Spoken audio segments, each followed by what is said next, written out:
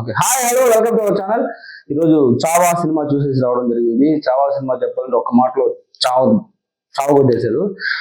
Cinema మన చరిత్ర గురించి, మన ఛత్రపతి శివాజీ గారి గురించి, అలాగే వాళ్ళ ఛత్రపతి శివాజీ తనయుడి గురించి ఈ సినిమా.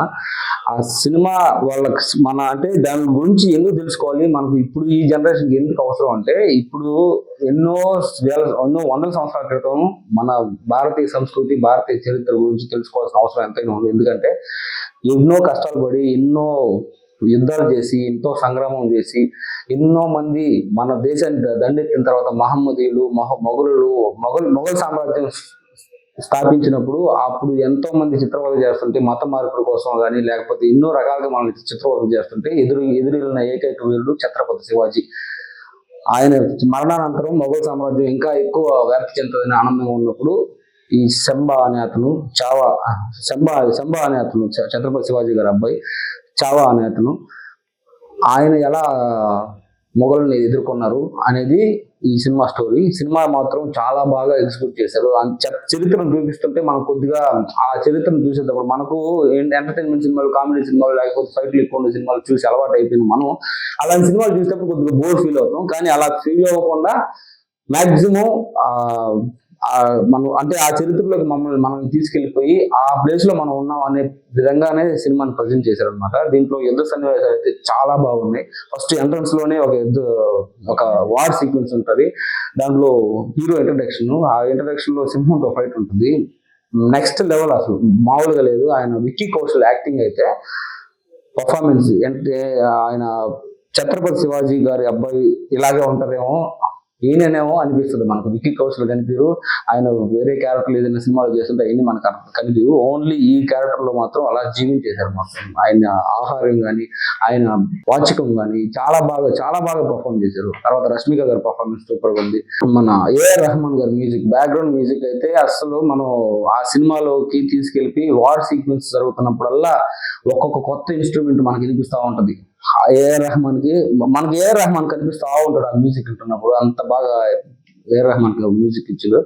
దాని తర్వాత ఇంకా ప్లస్ వచ్చేసి, ఒక వార్ సీక్వెన్స్ జరుగుతున్నప్పుడు వారు కొరియోగ్రఫీ చాలా బాగుంది. 100 మంది కొట్టుకుంటా ఉంటారు, కానీ అది మనకు వెల్ ఎగ్జిక్యూటెడ్ గా కనిపిస్తుంది. అది ఏదో లాంగ్ షాట్ లో కూడా ఎక్కడో ఇద్దరు ఫైట్ చేసేది కూడా బాగా కనిపిస్తుంది. అంత బాగా ఎగ్జిక్యూట్ చేశారు వార్ సీక్వెన్సెస్ అని మనకు బోరే ఫీల్ అవుతాం. అండ్ ఇంకా మేజర్ ప్లస్ వచ్చేసి, సెకండ్ హాఫ్ లో లాస్ట్ హాఫ్ అన్ అవర్ వచ్చేసి ఆయన్ని బంధించేసిన తర్వాత ఆయన పెట్టే చిత్రవదలు, ఔరంగజేబు అనే మొఘల్ సామ్రాజ్యం అక్కడితో ఎండ్ అయిపోద్ది. ఔరంగజేబుతో ఔరంగజేబు అనే అతను వాళ్ళ తండ్రినే చంపి రాజ్యాన్ని లాక్కుంటాడు. వార్ సీక్వెన్స్ వచ్చేసి చాలా బాగా కొరియోగ్రఫీ చేశారు. కొరియోగ్రఫీ అని అనొచ్చు, అంత బాగా కొరియోగ్రఫీ చేశారు.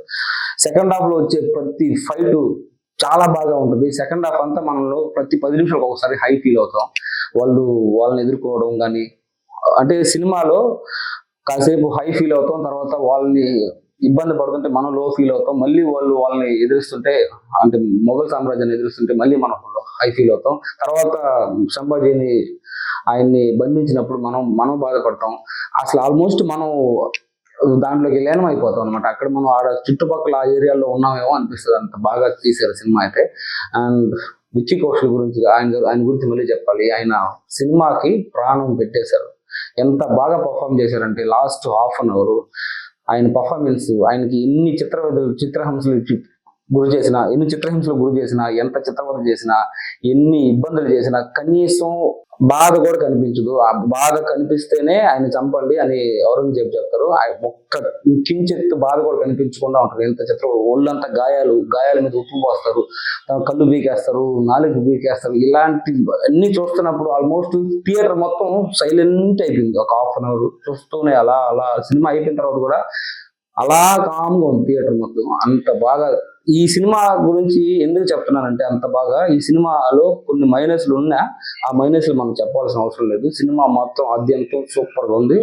ఇంకా మేజర్ ఒక విషయం చెప్పాలి నేను, మన ఈ భారతదేశం ఎంతో మంది చేత పరిపాలించబడింది. అది మన దేశంలో ఉన్న వాళ్ళ చేత కాకుండా ఇతర దేశాల నుంచి మనల్ని ఆక్రమించుకొని ఎన్నో మనల్ని బానిసలుగా తయారు చేసి వాళ్ళ చేత పరిపాలించబడిన దేశానికి స్వరాజ్యం అనే స్వరాజ్య బాట పట్టించిన మొట్టమొదటి వ్యక్తి ఛత్రపతి శివాజీ. అదే బాటని చాలా మంది కొనసాగించారు.